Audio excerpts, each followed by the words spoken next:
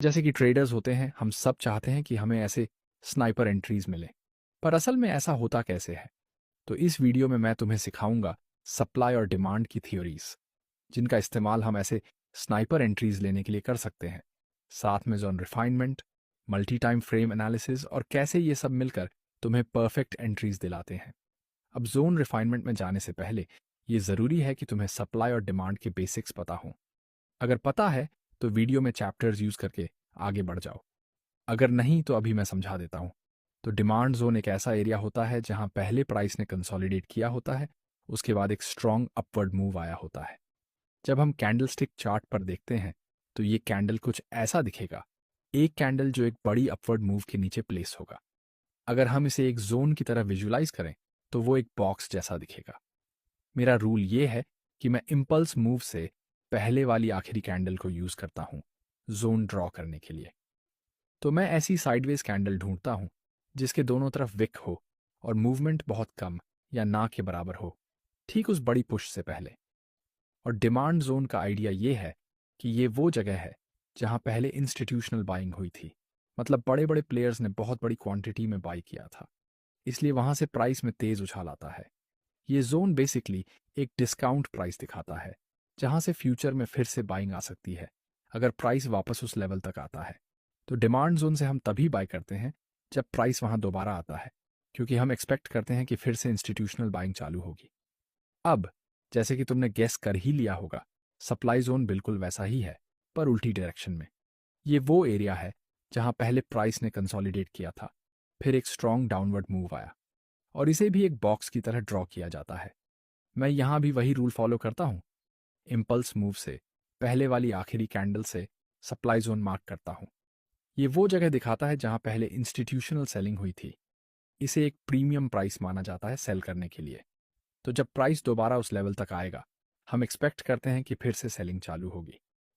हम supply zone से cell करते हैं जब प्राइस उसे रिटेस्ट करता है, एक्सपेक्टिंग मोर इंस्टीट्यूशनल सेलिंग। अब सप्लाई और डिमांड के बेसिक्स समझना इसलिए ज़रूरी है क्योंकि यही फाउंडेशन है जोन रिफाइनमेंट की, जिससे हमें वो स्नाइपर एंट्रीज मिलेंगी। अगर तुम्हें अभी भी और डीप समझना है तो ऊपर एक कार्ड है जो तुम्हें एक प्योर सप्लाई डिमांड वीडियो तक ले जाएगा। तुम वो देख सकते हो और फिर वापस आकर ये वीडियो कंटिन्यू कर सकते हो। पर अगर तुम रेडी हो जोन रिफाइनमेंट सीखने के लिए तो चलो अभी शुरू करते हैं। तो जोन रिफाइनमेंट काम कैसे करता है? मान लो हम 4 घंटे के टाइम फ्रेम पर हैं और एक सप्लाई जोन देख रहे हैं। हम चाहते हैं कि जब प्राइस उस एरिया तक वापस आए तो वहां से सेल करें। प्राइस वापसी कुछ इस तरह दिखेगी। हमारा टारगेट सिंपल है, रीसेंट लो तक का। इसका मतलब हमारी पोजीशन कुछ ऐसी दिखेगी। अब ये एक 1.9 रिस्क टू रिवॉर्ड ट्रेड है, मतलब तुम 1% रिस्क करके 1.9% कमा सकते हो, या $1 रिस्क करके $1.90 कमा सकते हो। ये ठीक है, पर रिवॉर्ड बहुत बड़ा नहीं है। ये स्नाइपर एंट्री नहीं मानी जाएगी। अगर तुम हमेशा ऐसे ट्रेड्स लो तो हाँ, तुम प्रॉफिटेबल रह सकते हो, पर बैरली, क्योंकि रिवॉर्ड रेशियो लो है। अब जो हम कर सकते हैं वो है इस 4 घंटे के टाइम फ्रेम के अंदर जाकर जोन्स को रिफाइन करना। जोन रिफाइनमेंट के लिए हमें लोअर टाइम फ्रेम में जाना होगा। तो हम 1 घंटे के टाइम फ्रेम पर जूम इन करेंगे और छोटे सप्लाई जोन्स ढूंढेंगे जो उस 4 घंटे वाले जोन के अंदर आते हैं। तो मान लो 1 आवर चार्ट कुछ ऐसा दिखेगा। अगर हम 4 घंटे का जोन मैप करें तो वो एक ब्रॉडर एरिया को कवर करेगा। पर अब हम क्या कर सकते हैं? उस 4 घंटे वाले जोन के अंदर एक छोटा 1 आवर सप्लाई जोन रिफाइन कर सकते हैं।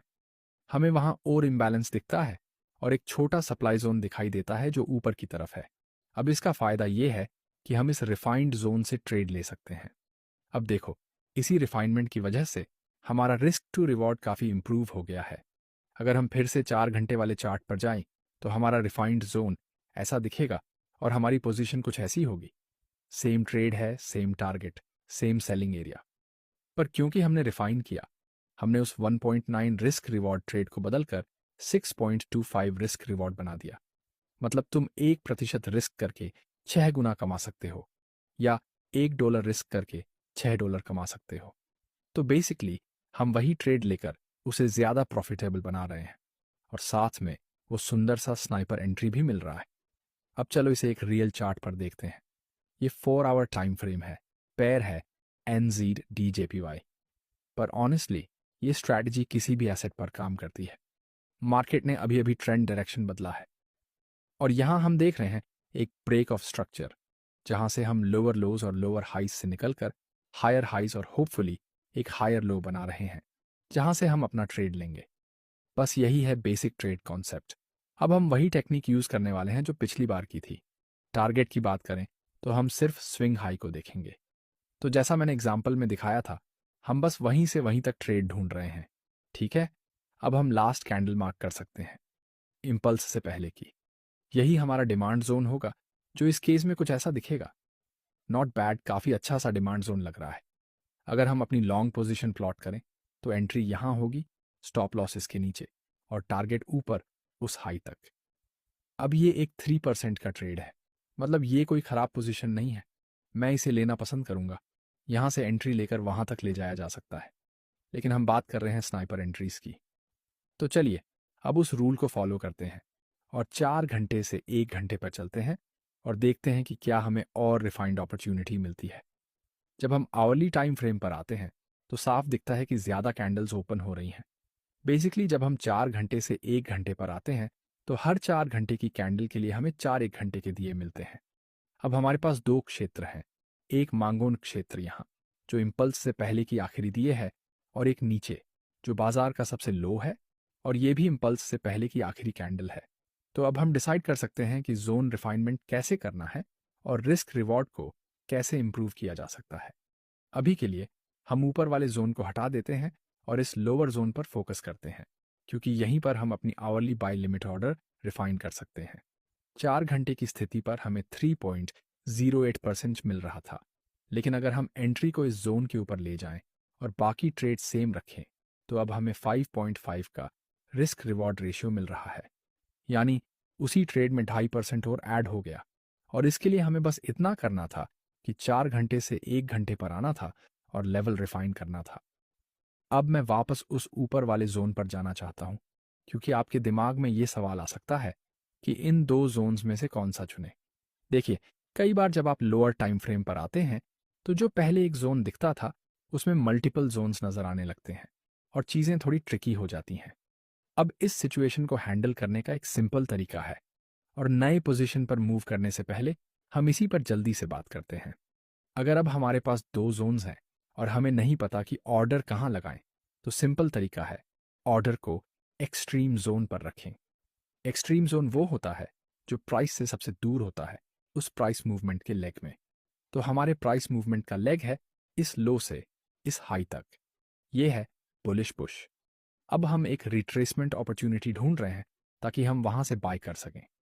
इस first leg of price action के अंदर एक्सट्रीम जोन होगा सबसे लोएस्ट जोन, यानी बाइंग सिनारियो में सबसे नीचे वाला जोन। इसलिए ये जोन हमारा एक्सट्रीम जोन बनता है। अगर हमें इन दोनों में से किसी एक पर बाय लिमिट लगानी हो तो स्टैंडर्ड ऑप्शन होगा एक्सट्रीम वाला। पहला रीजन, हमें बेस्ट रिस्क रिवॉर्ड इसी से मिलता है, और दूसरा रीजन, ये सेफेस्ट होता है। मान लीजिए हमने इस जोन पर ऑर्डर प्लेस कर दिया और स्टॉप लॉस यहां रखा, तो हो सकता है हमारी मार्केट डायरेक्शन सही हो, लेकिन फिर भी हम स्टॉप आउट हो जाएं अगर मार्केट एक्सट्रीम जोन को हिट करना चाहे। अब इस अपर जोन के अंदर हम यूज कर सकते हैं जिसे मैं स्टैंडर्ड कन्फर्मेशन कहता हूं। ये कोई नई चीज नहीं है, बस एक सिंपल नाम है एक सिंपल स्ट्रक्चर कन्फर्मेशन के लिए।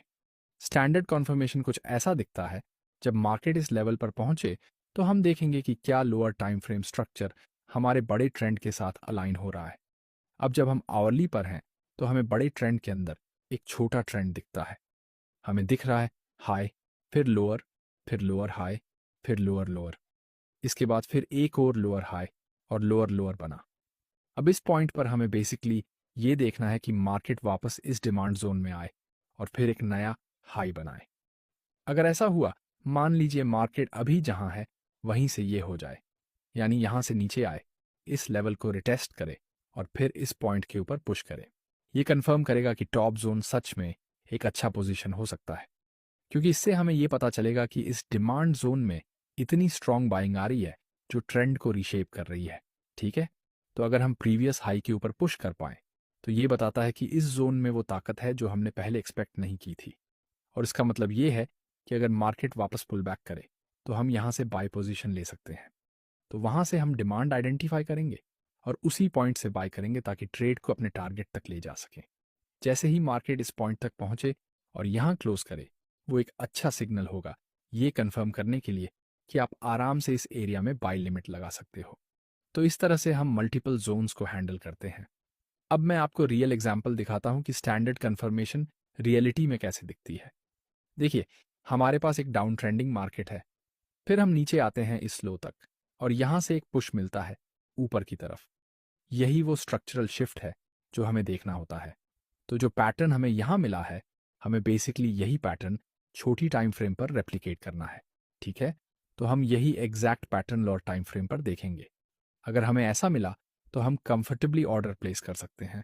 तो ये है एक विजुअलाइजेशन की स्टैंडर्ड कॉन्फर्मेशन कैंडल्स में कैसे दिखता है। तो यही तरीका है दो जोन्स में से चूज करने का। किसी भी टॉप जोन पर कॉन्फर्मेशन एंट्रीज का वेट करें और लोअर जोन जो कि प्राइस से सबसे दूर है और प्राइस एक्शन के लेग का लोएस्ट पॉइंट है, वहां आप अपना ऑर्डर प्लेस कर सकते हो। आप वहां बाय लिमिट डाल सकते हो, क्योंकि अगर मार्केट वहां पहुंचता है तो आप खुशी खुशी एंट्री लेना चाहोगे। अब अगर हम वापस 4 घंटे के टाइम फ्रेम पर जंप करें तो हमें दिखेगा कि हमारे पास टॉप जोन है कन्फर्मेशंस के लिए और एक्सट्रीम जोन पर ऑर्डर प्लेस्ड है। अब थोड़ी देर के लिए ऊपर वाले जोन को हटा देते हैं तो हम देख सकते हैं कि अब 4 घंटे की कैंडल के आधे हिस्से को एक जोन कवर कर रहा है। पहली नज़र में 4 घंटे के चार्ट पर ये इतना स्पष्ट नहीं लगता। ऐसा लगता है जैसे ये कुछ सेंस ही नहीं बना रहा, लेकिन ऐसा इसलिए है क्योंकि ये एक एक घंटे की जोन है। ठीक है, हाँ, ड्राइंग थोड़ी खराब है लेकिन आप कॉन्सेप्ट समझ रहे हो। तो ये हमारा 1 आवर एक्सट्रीम जोन है। इसका आइडिया ये है कि हमने ट्रेड को रिफाइन कर लिया है और जहां पहले हम ऊपर वाले लेवल से एंट्री ले रहे थे, अब हम एक्सट्रीम जोन से एंट्री ले रहे हैं, जो कि हमें इस ट्रेड के लिए बेस्ट रिस्क रिवॉर्ड देगा। ठीक है, अब देखते हैं कि मार्केट कैसे बिहेव करता है। देखो, मार्केट नीचे पुश करता है उस एक्सट्रीम जोन में और फिर मार्केट ऊपर की तरफ पुश करता है, एक नया हाई बनाता है जो कि हमारा टारगेट फिल करता है। और अगर हम सिर्फ 4 घंटे की जोन से काम कर रहे होते तो जोन का हाई यहां होता, लो वहां होता, तो हमारा पोजीशन कुछ ऐसा दिखता। तो रिफाइनमेंट के बिना हम 3% रिटर्न देख रहे होते, लेकिन रिफाइनमेंट के साथ ये बढ़कर लगभग 5.5 हो जाता है। और जैसा कि आप देख सकते हो, यही है हमारे स्नाइपर एंट्रीज, क्योंकि हमने एक्चुअल में विक्स के पास एंट्री ली है। हम कैंडल्स के बीच में एंट्री नहीं ले रहे, न ही कंप्लीटली ऊपर की तरफ जैसा कि हम 4 आवर जोन से करते। हमने विक्स को कैप्चर किया और स्नाइपर एंट्री सिक्योर की। अब एक बात है जिससे आपको रिफाइन करते समय बचना चाहिए, और वो है ओवर रिफाइनमेंट। आपको ध्यान रखना है कि आप जोन को ज्यादा छोटा ना कर दें। आप सोच सकते हो, अगर 4 घंटे से 1 घंटे पर आकर जोन छोटा हो जाता है और एंट्री रिफाइंड हो जाती है, तो क्यों ना हम 4 घंटे से 5 मिनट या 1 मिनट पर आ जाएं, जिससे और छोटा रिफाइंड जोन मिल जाए। अब प्रॉब्लम यह है कि अगर हम 5 मिनट टाइम फ्रेम पर चले जाते हैं और इस बड़े डिमांड जोन को डिटेल में देखने लगते हैं, तो हमें बहुत छोटे रिफाइंड जोन्स मिलेंगे नीचे की ओर। तो हम सोच सकते हैं, अच्छा, ये रिफाइंड जोन ठीक लग रहा है, कुछ इम्बैलेंस भी दिख रहा है, शायद हम यहाँ एंट्री रखें और हमारा रिस्क रिवॉर्ड बहुत बड़ा हो जाएगा। पर दिक्कत यह है कि मार्केट हमेशा उन लेवल्स तक पहुंचेगा ही नहीं। तो भले ही पेपर पर यह ट्रेड बहुत अच्छा लगे, 25 आर का पोटेंशियल दिखे, मतलब 1% रिस्क पर 25% का प्रॉफिट, पर हकीकत में वो जोन टच ही नहीं होगा, क्योंकि हम 4 घंटे और 1 घंटे के प्राइस एक्शन पर काम कर रहे हैं। मार्केट को इतना नीचे 5 मिनट पर ले जाना रिस्की है और अक्सर रिजल्ट ये होगा कि आपका ट्रेड मिस हो जाएगा। तो ओवर रिफाइन मत करो, चीज़ों को ज़्यादा मत खींचो, नहीं तो अच्छे ट्रेड्स मिस हो जाएंगे। अब एक सिंपल रूल जो आप फॉलो कर सकते हो ताकि ओवर रिफाइन से बच सको, वो है सिर्फ 2 स्टेप्स नीचे जाना। मतलब अगर आप 4 घंटे के टाइम फ्रेम पर हो तो आप 1 घंटा और फिर 30 मिनट तक जा सकते हो। अगर आप डेली टाइम फ्रेम पर हो तो आप 4 घंटे और फिर 1 घंटे तक जा सकते हो। अगर आप 30 मिनट पर हो तो आप 15 मिनट और फिर 5 मिनट तक जा सकते हो, लेकिन उसे ज़्यादा नीचे नहीं जाना चाहिए। ठीक है, तो डिफ़ॉल्ट 2 टाइम फ्रेम स्टेप्स ही लो, 4 घंटे से 1 घंटा और फिर 30 मिनट, टैली से 4 घंटे और फिर 1 घंटा, 30 मिनट से 15 और फिर 5 मिनट। ये सब ठीक है। वैसे भी आपको अक्सर सिर्फ एक स्टेप नीचे जाने की ही ज़रूरत होती है स्नाइपर एंट्री लेने के लिए और अपने ट्रेड के प्रॉफिट पोटेंशियल को बढ़ाने के लिए।